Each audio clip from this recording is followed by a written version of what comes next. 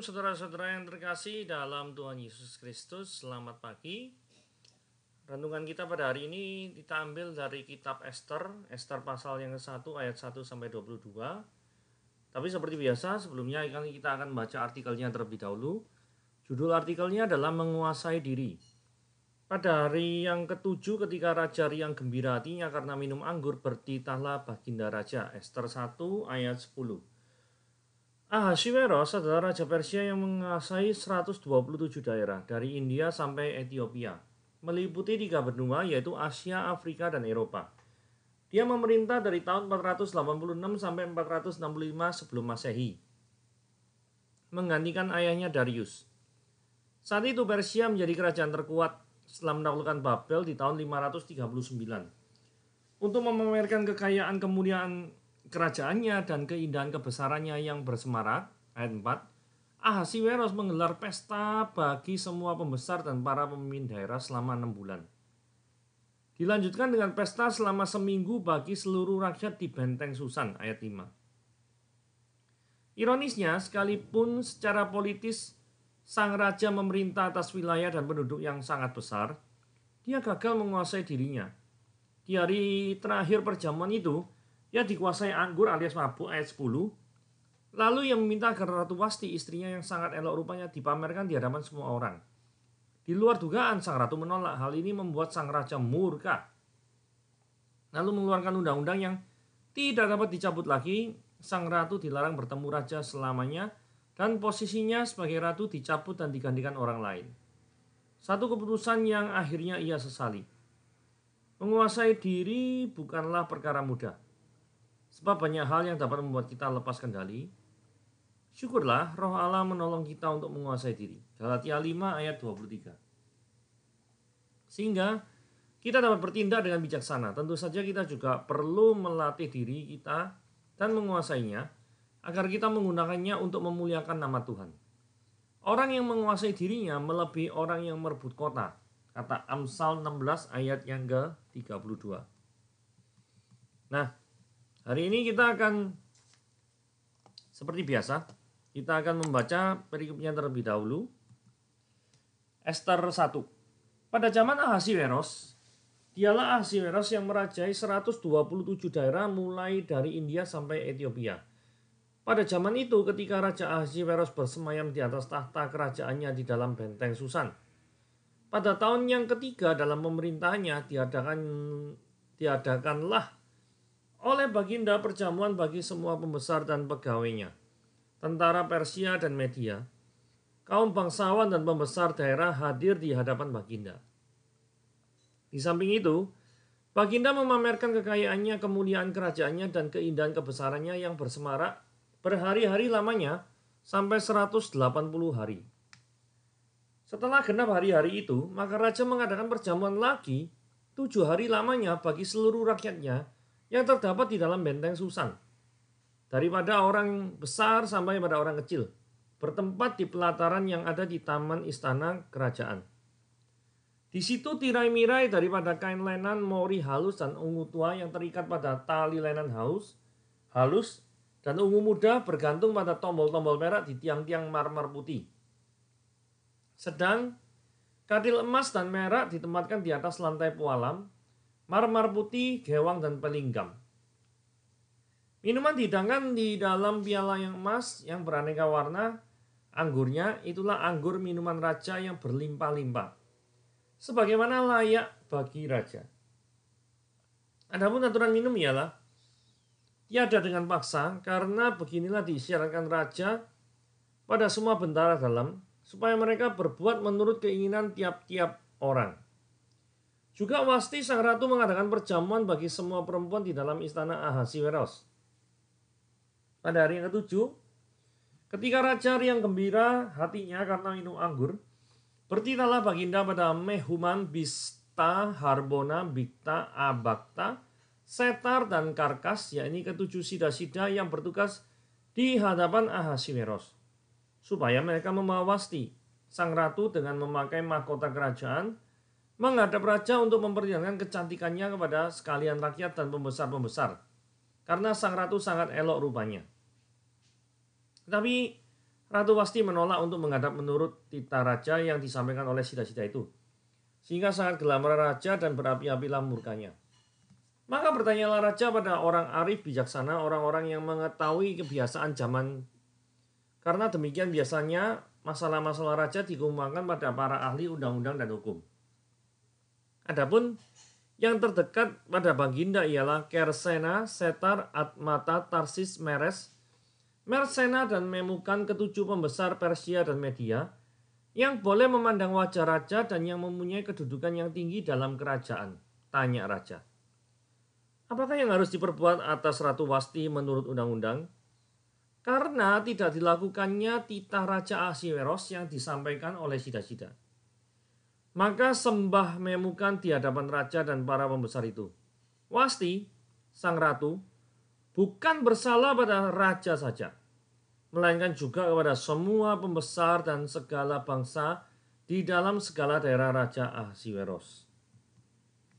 Karena kelakuan sang ratu itu akan merata kepada semua perempuan, sehingga mereka tidak menghiraukan suaminya apabila diceritakan orang. Raja Ahasiweros memerintahkan supaya Wasti sang ratu dia dibawa menghadap kepadanya, tetapi ia tidak mau datang. Pada hari ini juga istri para pembesar raja di Persia dan Media yang mendengar tentang kelakuan sang ratu akan berbicara tentang hal itu pada suaminya, sehingga berlarut-larutlah penghinaan dan kegusaran. Jikalau baik dalam pemandangan raja, hendaknya dikeluarkan suatu titah kerajaan dari hadapan Baginda dan dituliskan di dalam undang-undang Persia dan Media sehingga tak dapat dicabut kembali, bahwa Wasti dilarang menghadap Raja Ahasiweros. Dan raja akan mengaruniakan kedudukannya sebagai ratu kepada orang lain yang lebih baik daripadanya. Bila keputusan yang diambil raja kedengaran di seluruh kerajaannya, alangkah besarnya kerajaan itu. Maka semua perempuan akan memberi hormat pada suami mereka, daripada orang besar sampai pada orang kecil. Usul itu dipandang baik oleh raja serta para pembesar, jadi bertindaklah raja sesuai dengan usul Memukan itu. Dikirimkanlah oleh Baginda surat-surat ke segenap daerah kerajaan, tiap-tiap daerah menurut tulisannya dan tiap-tiap bangsa menurut bahasanya.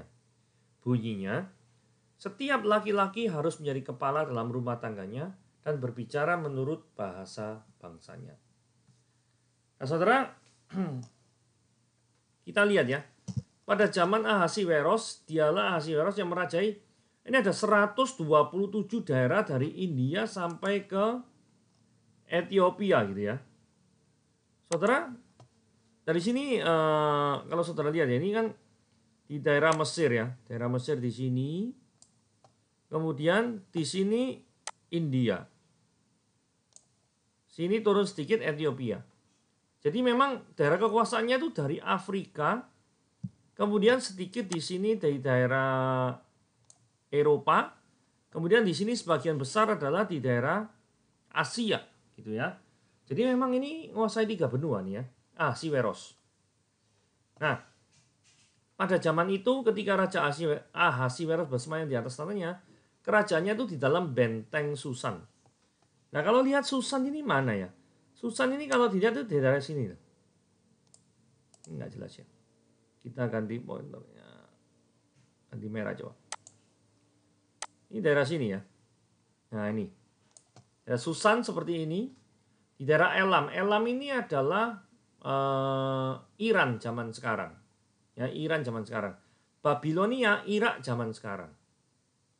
Nah, ini diindikasikan bahwa ini adalah salah satu kastil kuno. Salah satu kastil kuno yang ada di kota Susan. Gitu ya. Dan ini adalah ada di Iran ini. Posisi ini ya. Yang bangunan ini ada di Iran. Oke. Nah sebenarnya siapa sih Ahasiweros itu? Ahasiweros itu ayahnya Darius ya. Jadi raja Persia sebelumnya. Nah Darius ini raja pada masa pelayanan Daniel. Nah Ahasiweros ini dikonfirmasi oleh penemuan-penemuan sejarah kuno yang terekam di dalam prasasti ini ya. Coba kita lihat. Di daerah Persepolis. Nah, kalau kita lihat Persepolis, ini adalah saudara search nanti di internet, Persepolis itu adalah kota-kota kuno yang sekarang ada di Iran. Jadi memang itu semakin membuktikan bahwa di dalam negeri Iran ini memang ada seorang raja yang bernama Ahasiweros ini. Ya toh? Yang satu-satunya raja dari semua negara yang memakai segala macam bahasa. Dia ngomong segala macam bahasa ini, tujuannya itu adalah karena dia tuh menaklukkan dari semua bangsa yang dengan berbagai macam bahasa. Itulah sebabnya dia sangat sombong sekali mengatakan saya Ahasiweros, raja segala raja, ya toh, satu-satunya raja yang menaklukkan semua negara segala macam bangsa. Gitu ya. Terus, nah, Ahasiweros ini terkenal dengan nama Yunani Xerxes I. Nah, kalau saudara lihat Xerxes I ini yang berperang melawan Leonidas. Leonidas ini adalah pahlawan dalam film 300 Spartan yang terkenal dengan nama The Battle of Thermopylae ini ya. Nah, ini orangnya nih. Nah, ini diindikasikan ini adalah Xerxes ya. Ini Xerxes I. Ini Xerxes I. Ya. Oke, kita lanjut. Pada tahun yang ketiga dalam pemerintahnya diadakan oleh Baginda perjamuan bagi semua pembesar. Perhatikan baik-baik ya. Ini semua pembesar, pegawainya, tentaranya, gabungan dari dua negara Persia dan Media, bangsawan, dan pembesar-pembesar daerah. Jadi ada 1, 2, 3, 4, 5 golongan. Dan orang-orang yang dihadapkan ini Raja kumpulkan ini orang yang sangat berperan besar dalam memperluas kerajaannya. Di samping itu Baginda memamerkan kekayaan kemuliaannya. Ini yang tidak genan ya. Sampai 180 hari. Saudara 180 hari itu kalau dibagi 30 itu 6 bulan ya. Saudara bisa membayangkan nggak ya? Baginda satu ini yang namanya Xerxes ini memamerkan kekayaannya selama 6 bulan. Tidak berhenti-berhenti. Ini tindakan yang menurut saya luar biasa arogan ya. Arogan sekali. Setelah genap hari-hari itu, setelah 6 bulan itu, saya tidak puas. Raja ngadakan perjamuan bagi seluruh rakyatnya. Kalau tadi kan pembesar-pembesar ini ya, pembesar Persia, Media. Kalau ini sekarang bagi seluruh rakyatnya yang terdapat dalam benteng Susan. Terus bertempat di pelataran yang ada di taman istana kerajaan. Jadi saudara bisa bayangkan ya, seluruh rakyatnya bisa ditampung dalam pelataran yang ada di taman istana raja. Tidak tahu besarnya seberapa ya. Pelatarannya bisa menampung seluruh rakyatnya di benteng Susan ini. Jadi ini memang luar biasa hebat ini ya, raja ini ya. Dan ini adalah tirai-mirai ini kain lenan, kain ungu. Kain ungu memang disebut 2 kali di sini ya. Karena ungu itu memang warna yang sangat mahal di Timur Tengah kuno. Karena untuk mendapatkan setengah liter daripada warna ungu itu butuh pengorbanan 6 juta hewan laut. Sehingga warna ungu itu sangat-sangat mahal pada waktu di Timur Tengah kuno, gitu ya. Kemudian ini ada marmer. Saudara kalau ke tempat-tempat kuno gitu ya, memang kota-kotanya, jalan-jalannya itu dibuat dari marmer ini ya. Dan ya kalau hati-hati licin sih, banyak marmer nih ya, marbles ya. Pellingham ini adalah marmer-marmer yang berwarna. Jadi bosen toh, biasanya putih-putih saja dia. Putih-putih saja. Nah, ini Pellingham ini yang berwarna. Gitu ya. Jadi bisa dibayangkan betapa indahnya daripada tamannya daripada Xerxes ini ya. 7. Minuman dihidangkan dalam piala emas yang beraneka warna. Ini piala emas beraneka warna.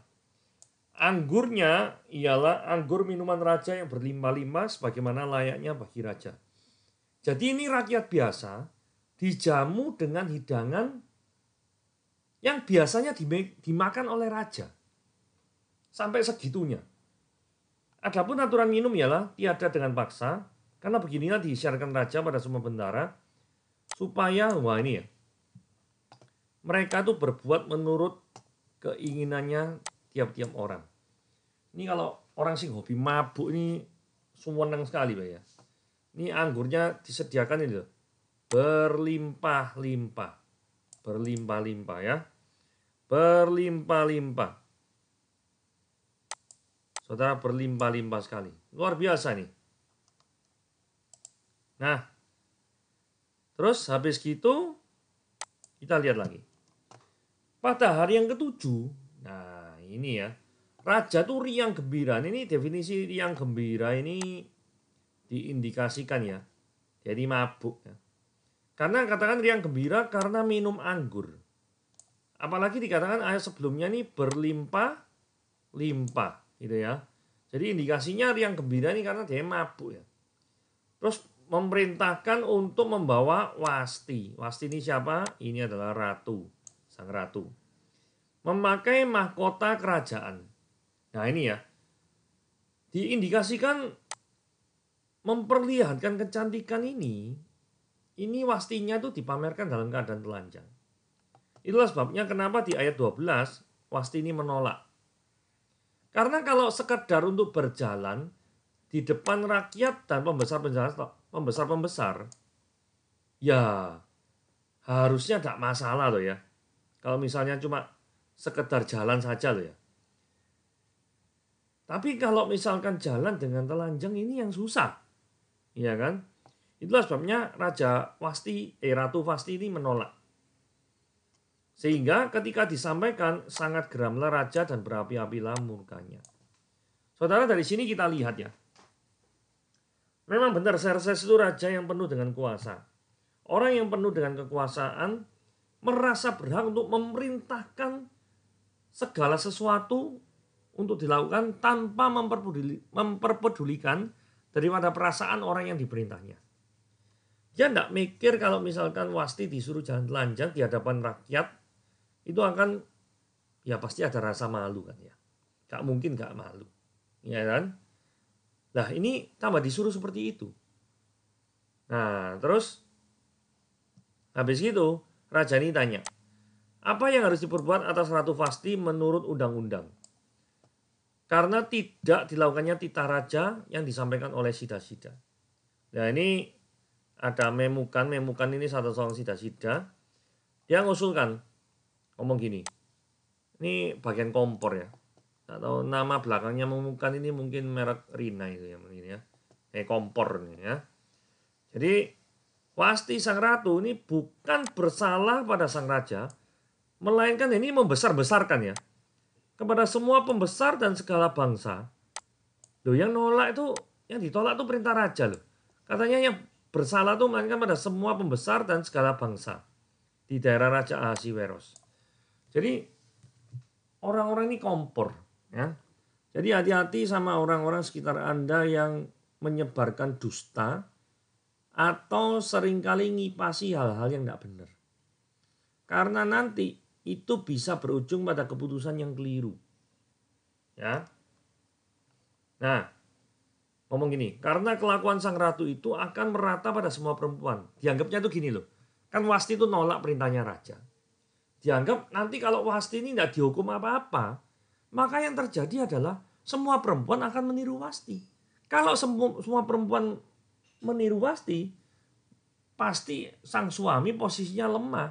Ya toh? Nah, kalau sang suami posisinya lemah, maka yang terjadi adalah bangsa akan hancur karena diperintahkan oleh perempuan atau laki-laki tidak berkuasa lagi, tidak dihargai lagi oleh perempuan. Karena tidak mau seperti itu, maka yang terjadi adalah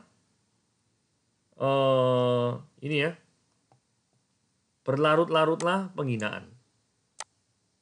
Jadi dianggap kalau misalkan Wasti itu tidak dihukum, terus itu istri-istri para pembesar di media Persia itu dengar tentang kelakuan sang ratu, terus bicara sama suaminya, maka hal itu menjadi penghinaan. Jadi tindakan ratu ini dianggap nanti viral. Nah kalau viral memberikan dampak negatif.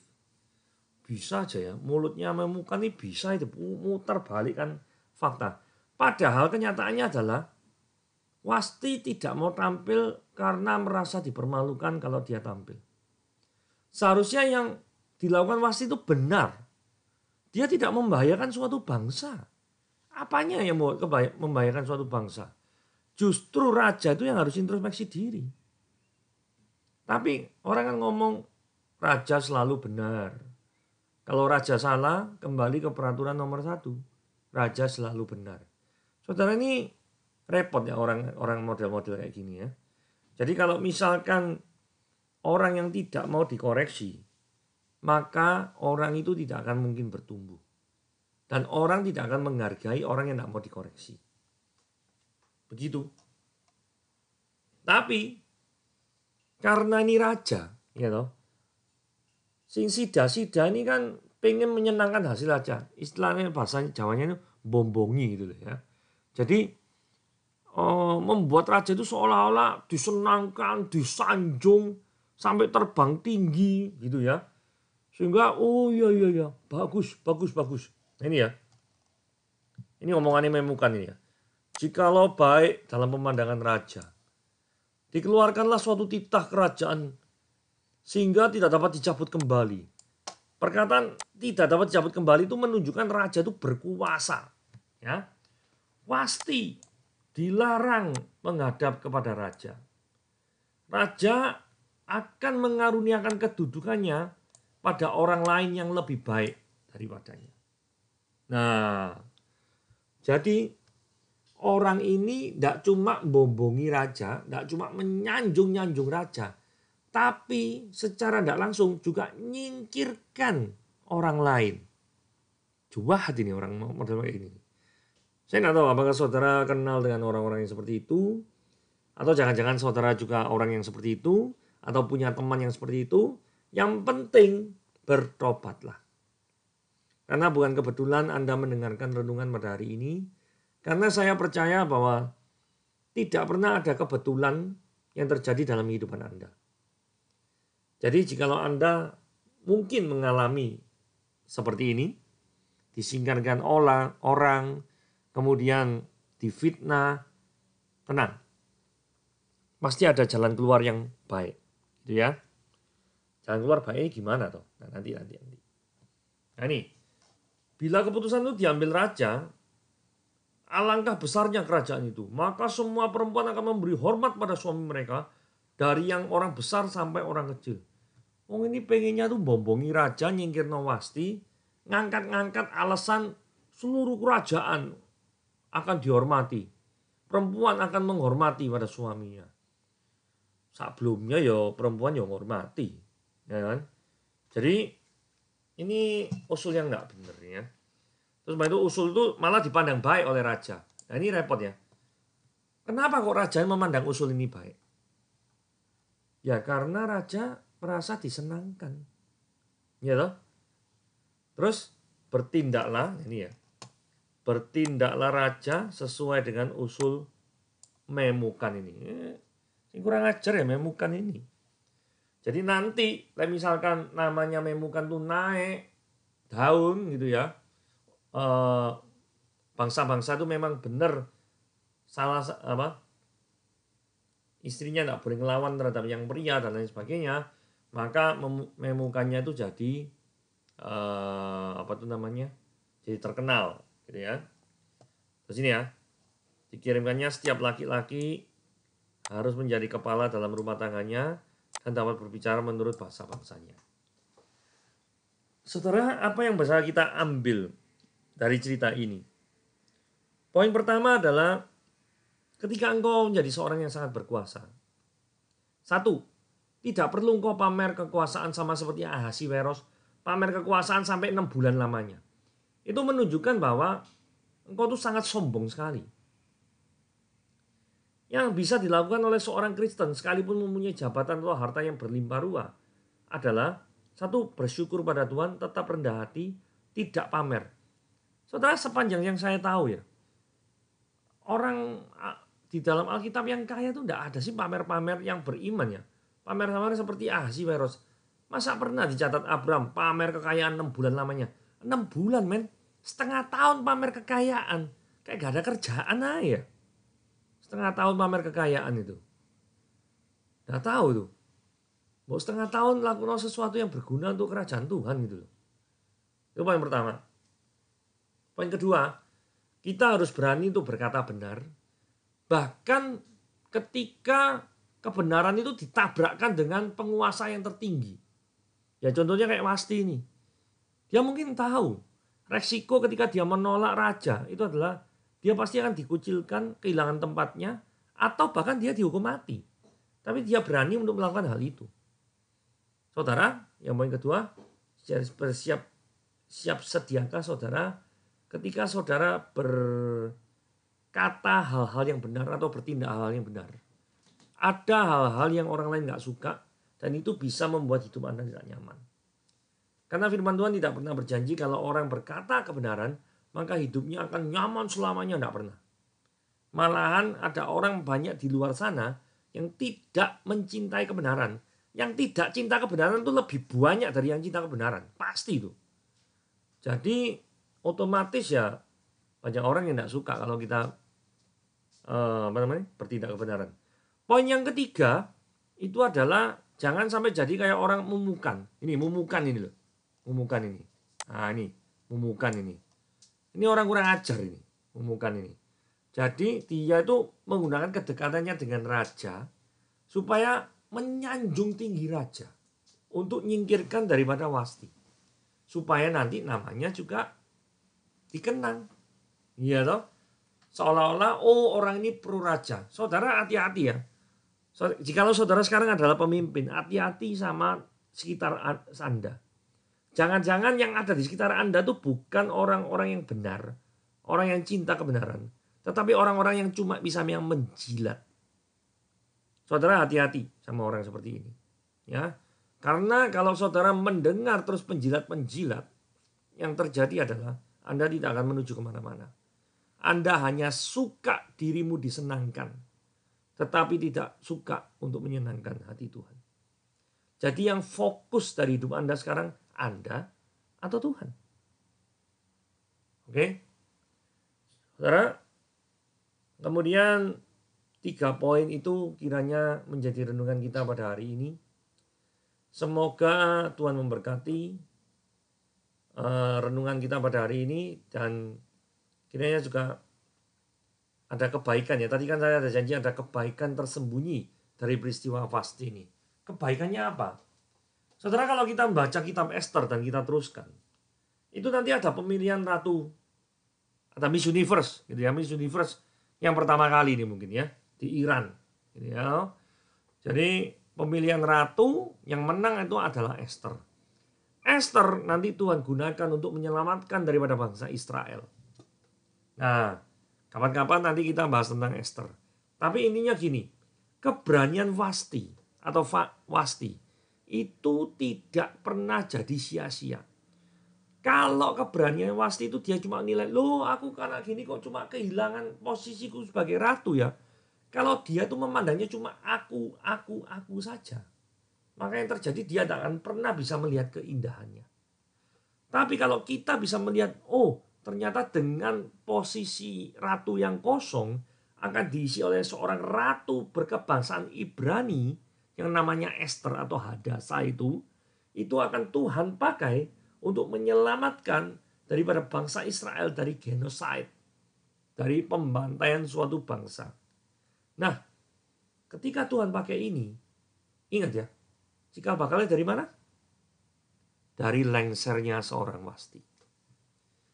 Jadi lengsernya seseorang itu bukan mimpi buruk. Mungkin mimpi buruk bagi orang yang bersangkutan kalau dilihat dalam jangka pendek. Tapi cobalah menggunakan cara pandang bird eye view dengan perspektif yang lebih besar. Maka saudara akan melihat keindahannya. Saudara, hari-hari ini mungkin kita menilai kehidupan ini dengan cara kacamata yang sempit. Sehingga membuat kita tuh merasa sesek. Tetapi cobalah untuk menilai kehidupan ini dengan kacamata yang lebih besar. Dengan perspektif yang lebih besar, yang lebih luas. Maka Tuhan akan berbicara kepada Anda dan engkau akan melihat tangan Tuhan sedang merendah dalam kehidupanmu. Oke, Tuhan Yesus memberkati.